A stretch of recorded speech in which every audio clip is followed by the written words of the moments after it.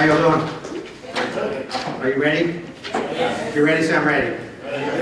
Good. If you have a pen, hold it up real quick. Hold the pen. Okay, I want you to write down 1 through 5. Write this down, 1 through 5 real quick. This is a super strong panel, and we really gave a lot of thought to what questions you might want to have them answer. So I really prepared some hard-hitting questions, but I'm going to tell you something about somebody here, and you write down whether you think it's 1, 2, 3, 4, or 5. Ready? This person was the youngest Mike Ferry coach ever at the time. The youngest Mike Ferry coach ever at the time. That would be one of the people on this panel. Somebody here, another person, is a size 7 graduate. How many people know what size 7 is? Okay, size 7 grad. That's something we'll talk about. Maybe they'll talk about a little more. This other person, for 20 years, they were an accountant or CPA. 20 years as an accountant or CPA. Write down 1, 2, 3, 4, or 5. I'm giving away the dirt here. I don't know if you get this. And they speak Norwegian. Does that help anybody? They speak Norwegian? No, that's not. This person is a Raja Yoga and a Tibetan empowerment expert, and they're also an author. Does that tell you who they are? You have no idea yet. Okay. This person volunteers for Human Rights Watch and the Human Rights Campaign, and they speak French. Do you know anything more about the people that are up here than you did 5 minutes ago?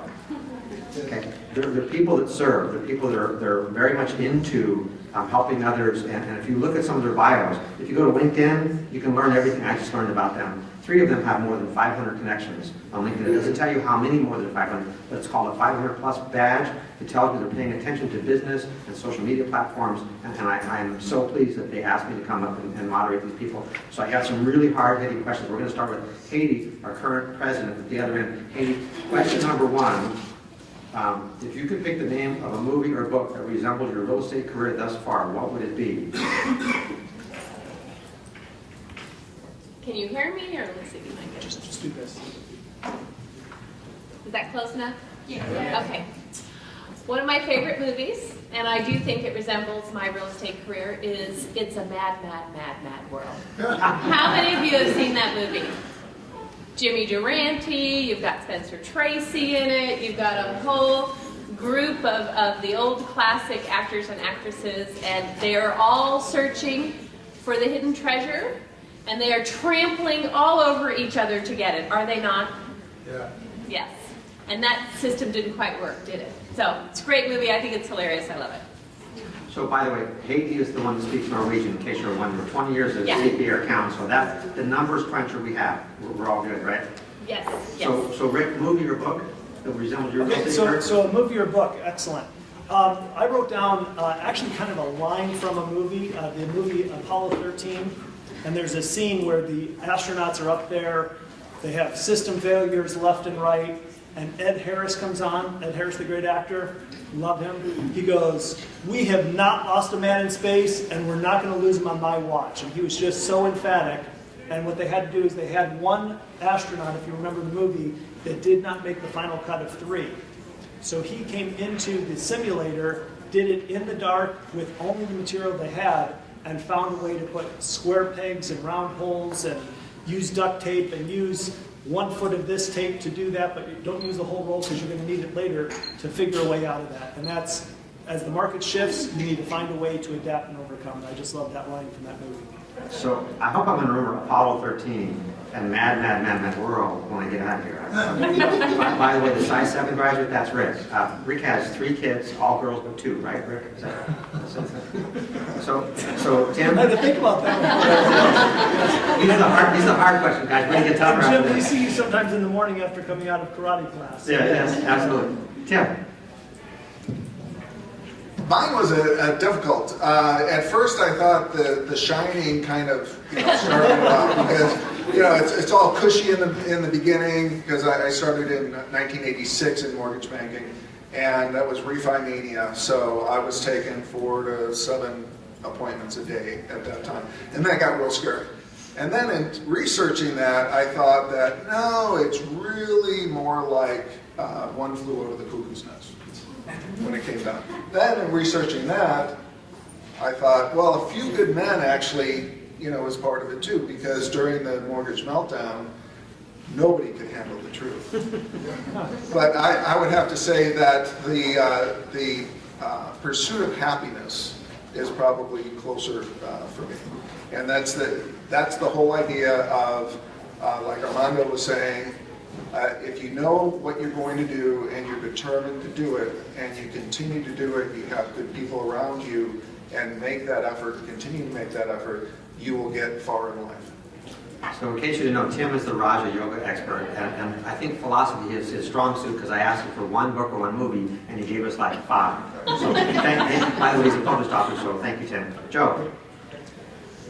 I had asked for help on that, and I asked my wife last night, I said, what would you say? And she said, oh, it's easy.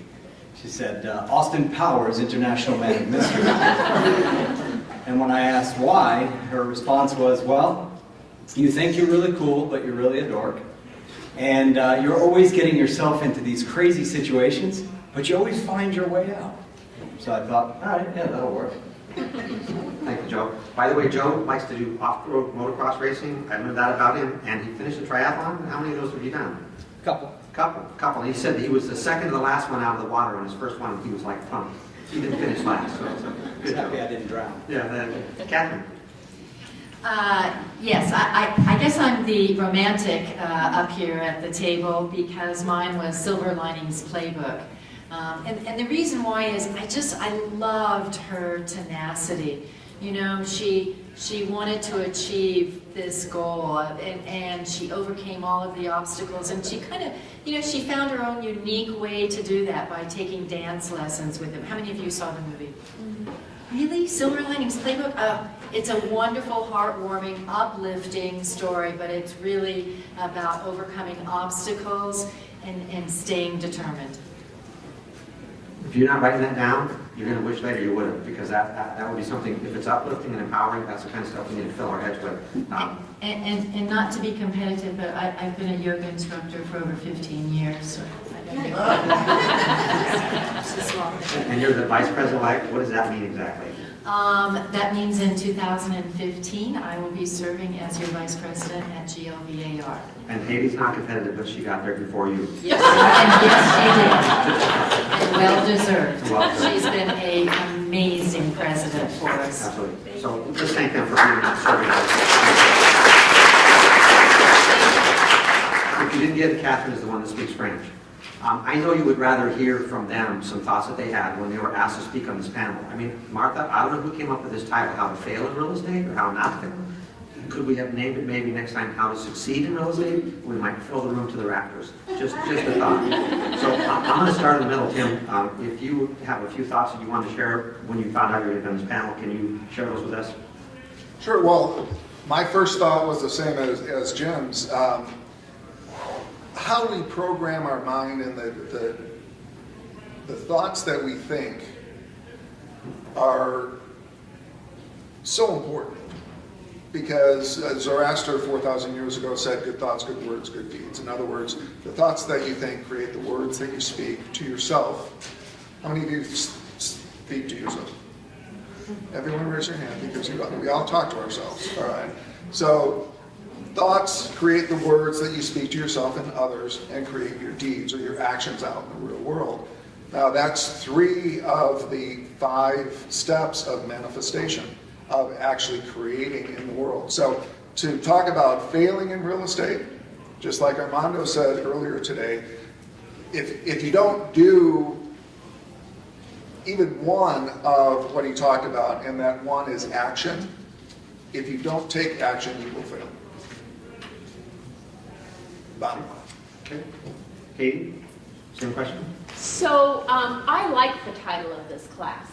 So, How to Fail in Real Estate, because there's many people that enter into real estate and do fail.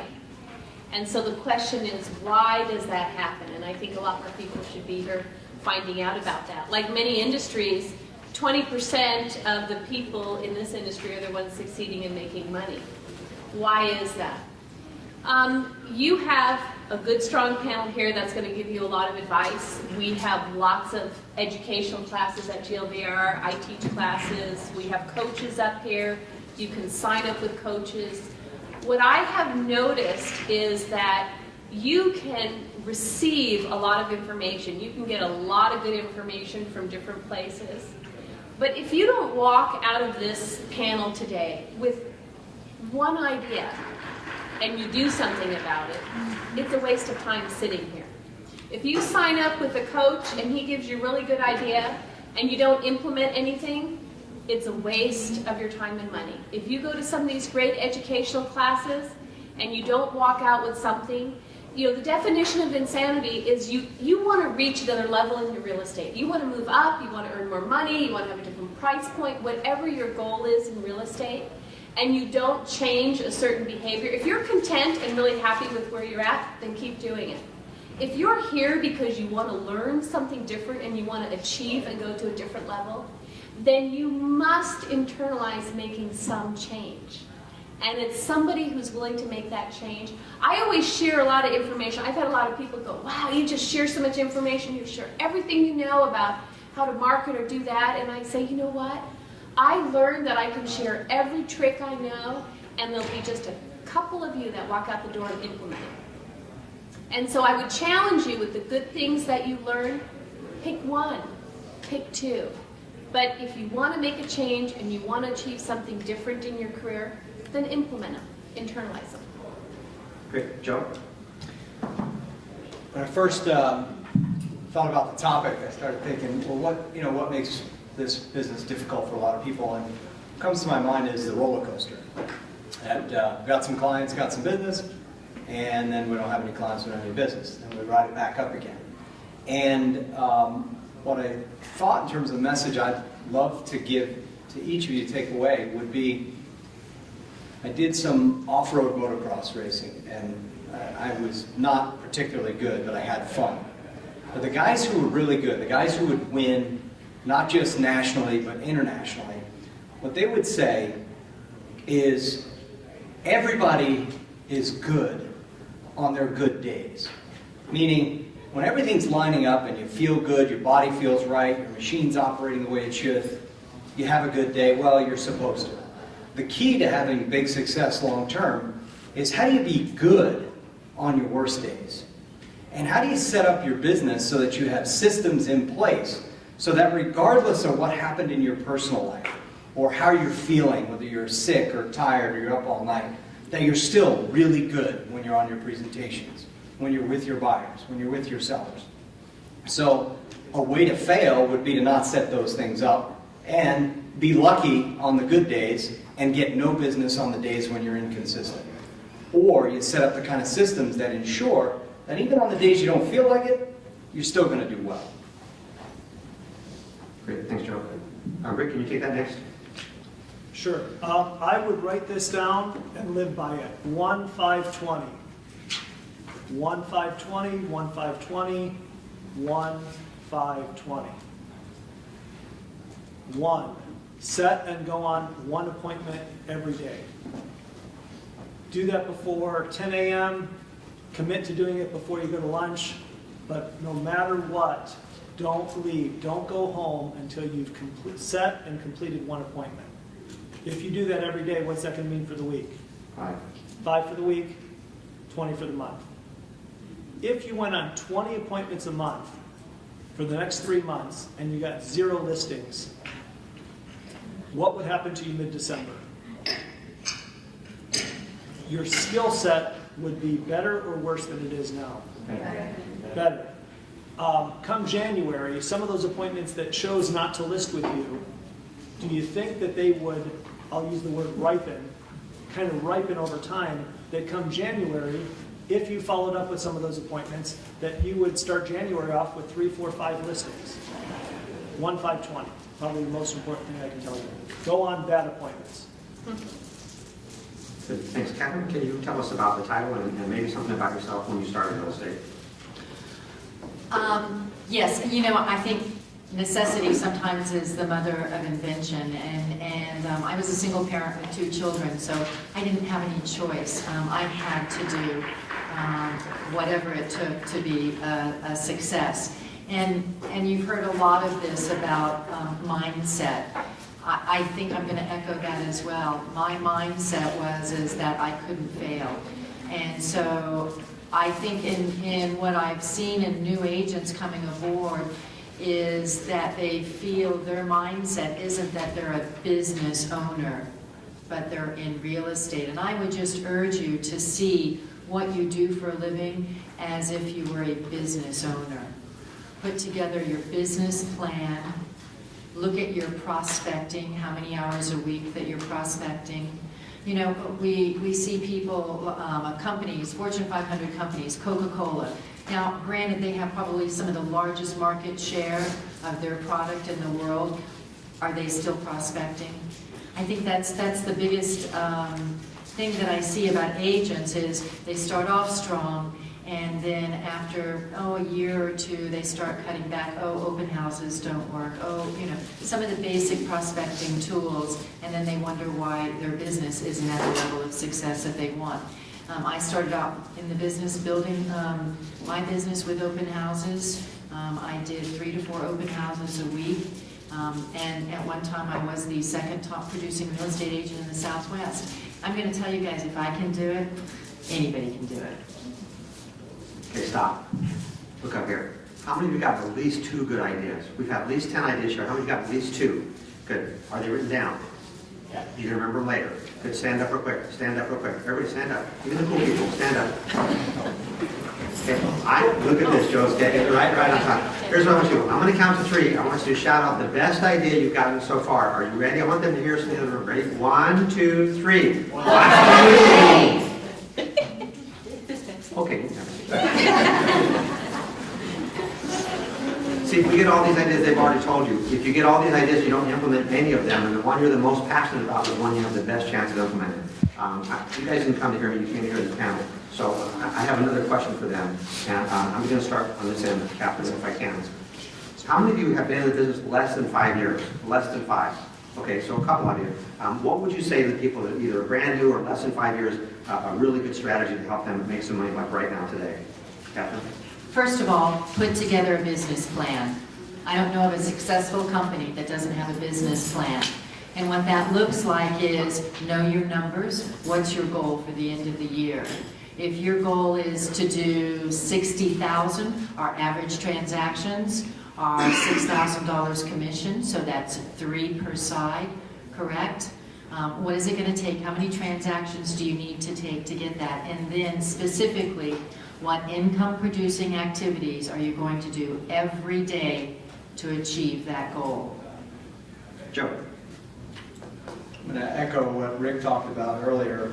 When I first got in the business, Steve Schneider was the one who recruited me in, and I knew nothing about sales. As I sat with Steve, I said, I was a restaurant manager, I don't know anything about selling anything. He goes, be belly to belly with one buyer or seller every day, you'll never be out of business. And that's been a mantra since, is every day and face to face, belly to belly with somebody who can buy or sell a home. It's a pretty simple concept. So Joe, you wrote a book, Secrets of the Sales Matrix? Yes. How would we get a copy of that? Come see me afterwards and give me your business card. There you go. That's a giver. That's Yep. a giver. It's about sales. Are you on sales? Are you guys in sales? Yeah, you're okay, good. Tim. I have a question for you guys. How many of you have goals? How many of them are written down? Okay.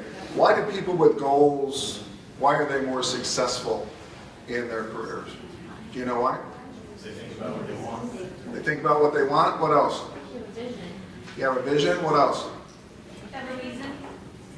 A reason? Why? A why? Why else? You have a constant reminder. You have a reminder, a constant reminder. Actually, I believe it was Norman Vincent Peale said that the reason why individuals with goals are more successful is because we become what we think about. My career has 25 years in mortgage banking, and then changing it to training has been because during all of those 25 years, I took every training program that there was available. I was trained to teach all 5 of the Dale Carnegie courses.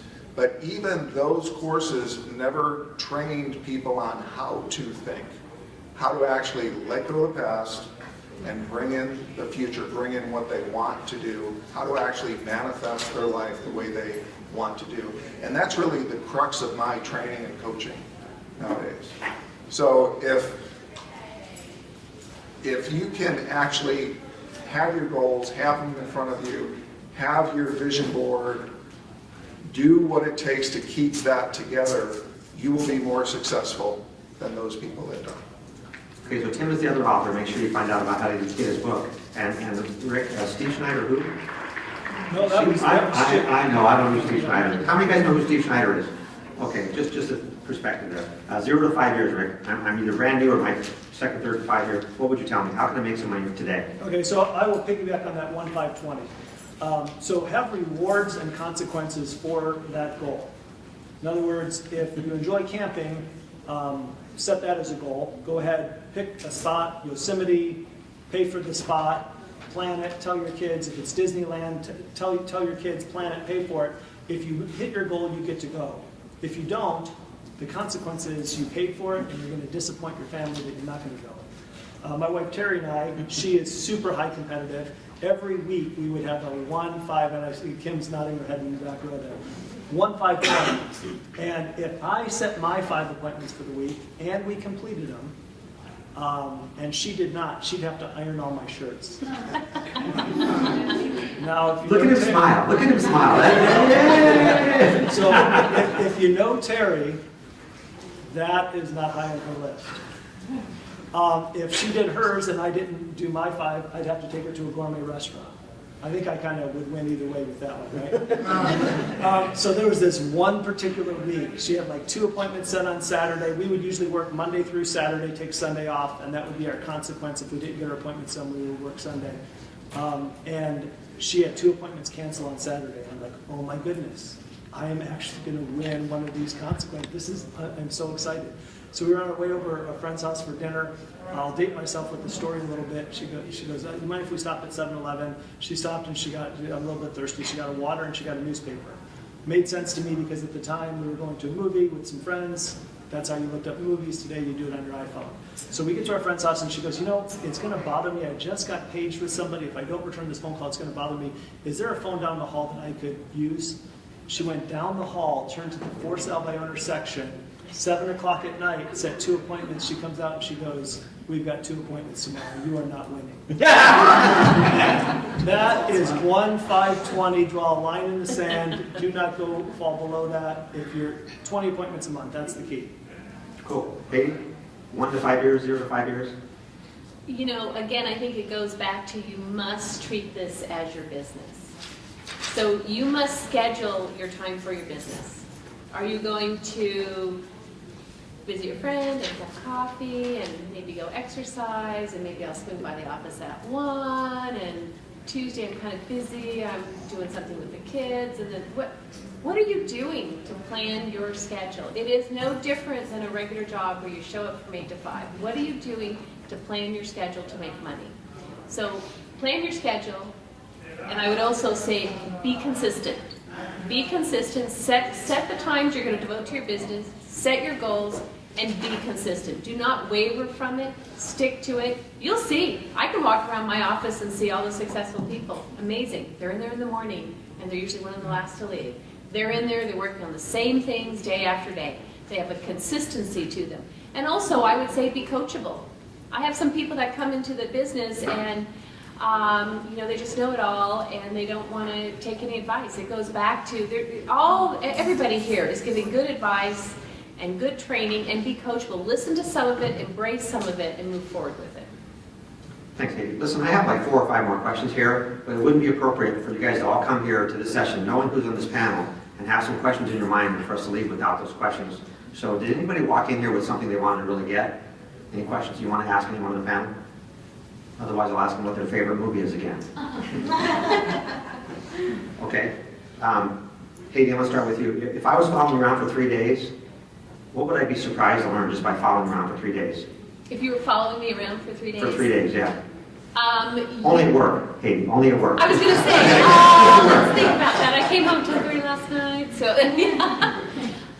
probably, well, for me, in my position, the amount of people I interact with on a daily basis, just for me, there's a lot of phone calls, emails, decision making. the amount of people that I interact with. You'd probably be surprised that somehow or another I still enjoy it. With all the people I'm working with, I love the group of people that I work with and coach. I love to see people succeed. I love giving advice. I love helping people keep their deals together. And so, and I do feel that, and I say this constantly in the office, if we're all professional and work together, there is enough business out there for all of us, and so let's support each other. And I try to live with that. Good, good. So Rick told me that it is not just a numbers game, it's not just how many people you talk to. He told me he talked to 300 third graders last week, he didn't get one single deal. So it's probably the people you talk to as well. Rick, if I followed you around for 3 days, what would I be maybe surprised to learn?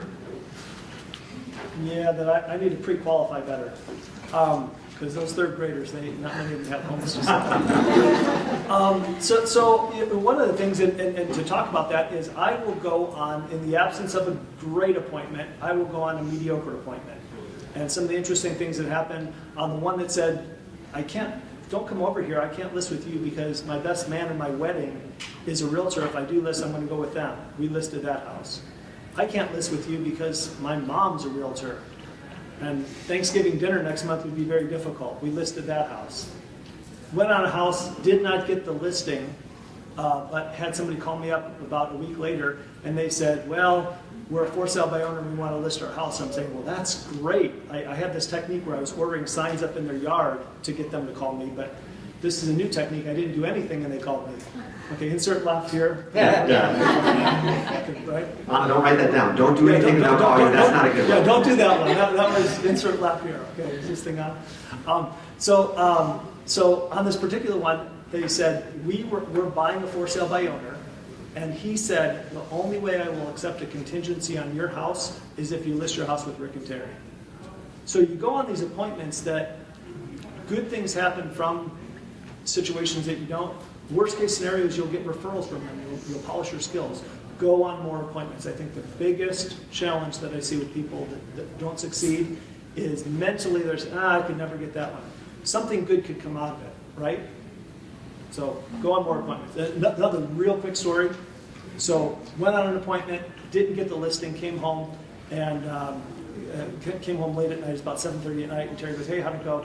They were just ridiculous. They were overpriced. And she goes, I said it would have been a waste of time to take the listing. She goes, what's a bigger waste of time? You being gone and not being here with the kids and I for dinner, or not going on an appointment and not getting a listing? She goes, don't come home without a listing. So these words are resonating in my brain. Next day, go to an appointment late at night, 6:30, knock on the door, they're not there. These words are resonating in my brain. Don't come home without a listing. So I drove up, I have all the comps, I know the neighborhood, drove up and down the neighborhood looking for a for sale by owner, knocked on the door, and ended up getting a listing on a home I didn't even have an appointment on, but I knew I could not come home without a listing, right? You've got to go 1-5-20, you've got to complete your appointments, go on more appointments. Good, thanks for that passion. Tim, if I followed you around for 3 days, what would I learn? I think a couple things. One is how I leverage my time, because I'm enrolling individuals into courses that I give, and I'm doing that right now. But how I leverage my time is I present to groups. So I offer, the second part of that is that how much free stuff that I give. Because I'll offer a free hour and a half training program to any of the brokers and builders in town, and even other corporations like the casinos, and do the training program, do an hour and a half, and then those individuals who want more, who want to become 10 or 20 or 30% more effective in everything that they do, who want to have a life-changing situation and double and triple their production, those people who are looking to gain more will actually come into the program. So again, it's leveraging your time, whether that's able to, go to different casinos or to offer something to those types of people, just like Armando talking in front of groups, everyone starts to get to know you. Good, so lead with something free like that gets you in the door. Good. Joe, I followed you around for 3 days. What would I learn? You wouldn't sleep much, I can tell you that. Okay. biggest thing I think you take away is that when I meet with anybody, buyer, seller, investor, even just somebody I bump into somewhere, I devote 100% of myself to that conversation. And whether that's on the phone or in person, as a result of that, I'm able to hear things that they're not saying that give me an idea of the best way to help them. People will exhale a certain way in moments where they're like hesitating on making a decision.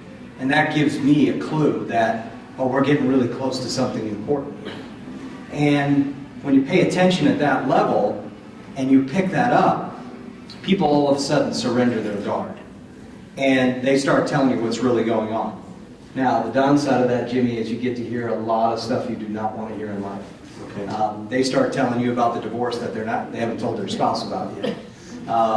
But that is part of what we do. He's going to find out. He is going to find out. Eventually. Yeah. It's hard being the first one. Yeah. But ultimately, I think people really want to do business with people that care about them. And if you can give them that feeling, they're yours. So that's what you get. Okay. Kathryn, brand new, 0 to 5 years, what strategy would you give me? Oh wait, you changed the question on me? That's because we did that question, we're just amplifying Oh, but it. I haven't answered it. Okay. No, that's all right. So you're the moderator. So I'm sorry. Since what? Give me a Okay, 5 years. 0 to 5 years, what strategy would you tell me? I need to make money today. What strategy would you give me?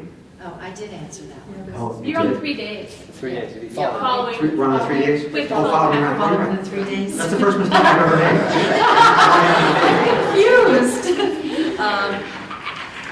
Well, if you followed me around for 3 days, Jimmy, you'd be really tired. But I think that what would be most surprising if you followed me around for 3 days is to see how much fun I have, and I really, truly love my job. Like our earlier speaker said this morning, you should love what you do and be passionate about it. I love what I do, and I'm very passionate about training and mentoring and working with my agents and helping them build their business. But we have a lot of fun, we just did a ALS video where we did a big group outside the parking lot. We're always looking for ways to bring the energy up and to just enjoy our jobs a little bit more. ALS, don't know what that is. It's otherwise known as Lou Gehrig's disease. It's the ice bucket challenge. Has no one heard of? Everyone who's heard of the ice? Yeah, everybody knows that. Okay. It's gone viral, so a lot of us have heard about it. I mean, No, we didn't see your video, Jimmy. What video? Your video. Which video? The ALS We're waiting. challenge. Oh, you're waiting to see my video. Yeah. Keep waiting, Tim. Keep waiting. Tim, just that we're starting with you. Heidi? I just want to, add something too. This is something probably a lot of people don't know about me, but we're talking about following somebody around for 3 days. And I start every morning. This morning I was out there before the sunrise was up, and I walk over a mile. And then I come back, and my husband has coffee ready for me, and we go in our hot tub. We don't do it in the evening. We do it as the sun is coming up. And I take time. The reason I wanted to add that, one, I think it's a great way to start your day, but we're hearing from all these people, and we all have extremely busy schedules. But the reason I wanted to add that is because I want people to remember to have some balance in their life. And so if you don't have some grounding moment or some balance or whatever it is for you that is a good way to start your day in a positive way, our business it's a mad, mad world. And so you need to keep some balance and something in there that you enjoy. And that's a little thing that I do every day that I love. And whatever it is for you, take that moment too. So that's something somebody would discover if they followed me around for 3 days. So. Great, thank you. So you figured out that Tim is a top producing salesperson, but he doesn't actually sell real estate. So thanks to him, we're going to get this question. Tim, you probably know a lot of real estate brokers and agents, yes? If you were going to sell your house today, what would you look for in the agent or broker to give the listing to? There's many things. One is competence. One is dedication. One is having fun in the industry. So if the person has a passion for it, is living as a real estate agent, if it's their business, I mean, there's many people that that I've worked with that I've been disappointed with, that I've kind of asked myself, why are you in this business? Because they have so much that they can give, yet they're holding themselves back in many cases. So when you look at those things, and of course marketing is you know, a big thing, whether that's being on TV or whether that's being in glossy, you know, 4-color magazine, depending upon what you're doing. And actually we should add one thing, and that is that they take good pictures. Because I have seen, I'm actually looking for a house right now. So I have seen, I shouldn't say that to a bunch of realtors, but I have seen so many multi-million-dollar houses that I look at it and go, crap, crap, crap, crap. And it's beyond me that someone can have $1 million listing and actually put that stuff out there. So you judge the agent by the pictures that they put out there. You're judged by your work, even though you don't know you're being judged by your work. You know, there's an old saying, whatever you do, for anything that you do, that's how you do everything. So if you're really committed to excellence, you should do that in everything that you do, even if it takes longer. Good advice. I'm going to finish with the two ladies, but I've got the two gentlemen left. I'm going to ask a question. Rick has been in the top 1% nationally for the last 20 years. And he's in Gary Keller's book, The Millionaire Real Estate Agent, as a featured speaker. If you go to his website, you will see the one thing, results, results, results, results, results. It's not about his 3 kids. It's not about, you know, that he did a triathlon, and I admire anybody that can do a triathlon. I think they're crazy, but, or that speaks French, or Norwegian, or marries somebody from Tokyo, or plays golf, really? Golf? But Rick, you have a referral to give to somebody in San Antonio right now. How do you pick the agent that you're going to refer to? Because you're pretty high profile. How do you pick who you would send that lead to? Yeah, so I think real estate is a relationship business. So I go to lots of different conferences, gather cards, and give away cards. But when I go to conferences, I want to be a card collector, because when I give someone a card, I'm not sure what they're going to do with it. So I would try to go to my network first and see if I have somebody in my database. Then I would go to a trusted agent in my office and see if they know a good agent.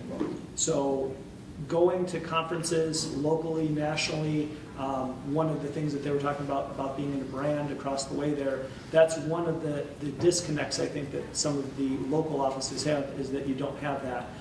There was a new agent in one of our offices, and when we had the annual convention for Keller Williams was here in Las Vegas a couple of years ago, he got 43 referrals in Las Vegas. He had a t-shirt on his back, and it said, "I'm a Las Vegas agent, see me for referrals." And he just stood at the back of a class when they got out with his back facing the people as they were walking, and he was just collecting cards.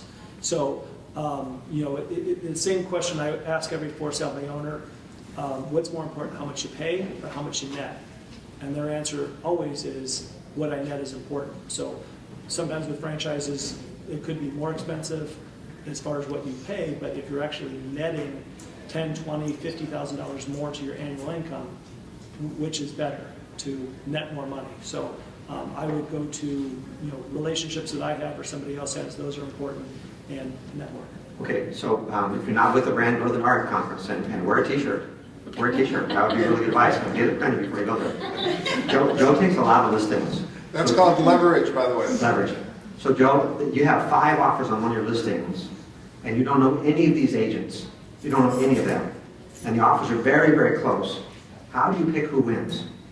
Have you guys ever been in a multiple offer situation? Anybody here? Okay, well this guy's a listing agent. So let's find out what he would want from us to figure out who's going to win. Because your offer's very close to other offers. Well, ultimately, I'm going to keep myself in the good graces. My client's the one that's going to choose who the agent is going to be. We have a lot of responsibility, but being the ultimate choice is not ours. However, oftentimes the clients will ask me feedback about the different offers, the different agents and things like that.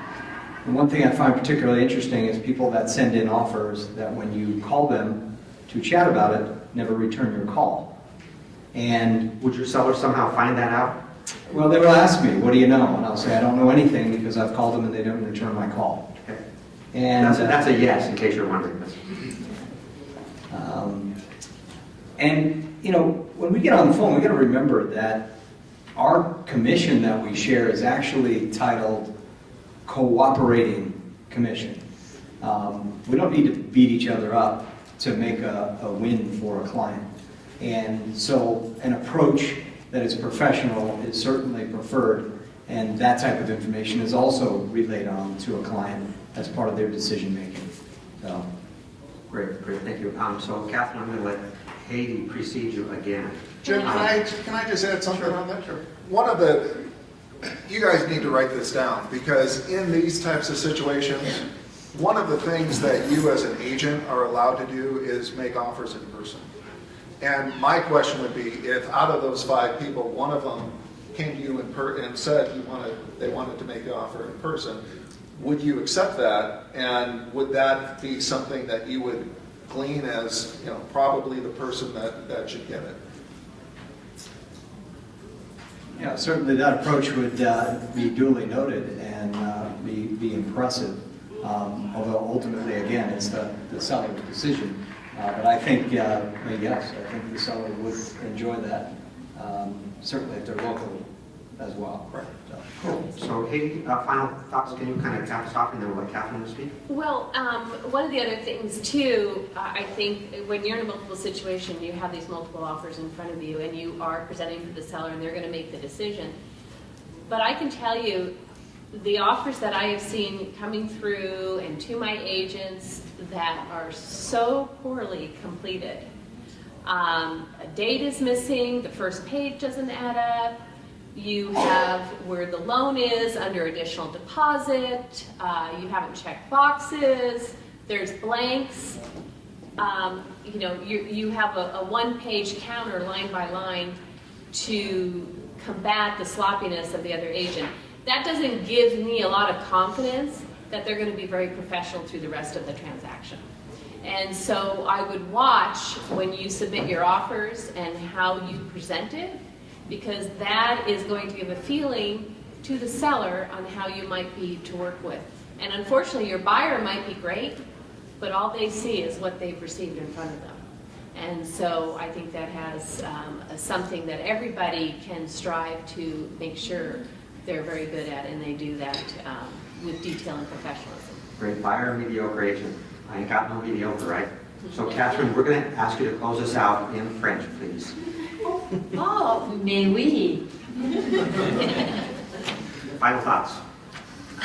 You know, and I think given where you are coming into probably less of a multiple offer situation than we've seen recently with more inventory on the market now, but I've always counseled my agents to try, you know, this is a people business, person-to-person business, and if you can get your clients, your buyers, certainly the offer has to be written well. That's a no-brainer. And if you have 2 offers, and I have one offer that has a cover letter that tells me about the buyers, that they have 3 children, and how much they're looking forward to seeing their children grow up in that backyard, and they give me the information, and I present that to the seller. I've actually seen sellers accept an offer for less net because they've bonded with those clients. So I'm going to say personalize those offers as much as you can.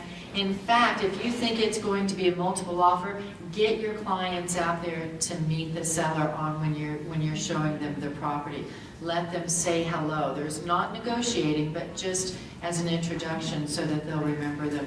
Anything to give you that edge. Thanks, Kathryn. So Martha, we're supposed to run till 3:30, correct? Yes. And there's a mixer at 4 o'clock, right? Right, that's correct. So where is the mixer? Right here, across where the lunch was. So we are going to do our own little mixer in here. You got like 25, 30 minutes. Let's thank the panel for being here because they take us their time.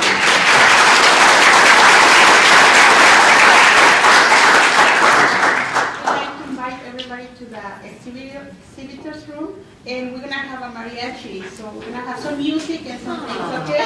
So these guys are here, exhibitor hall, mixers at 4 o'clock. So check out the exhibit. Thank you guys so much. Thank you. Thank you.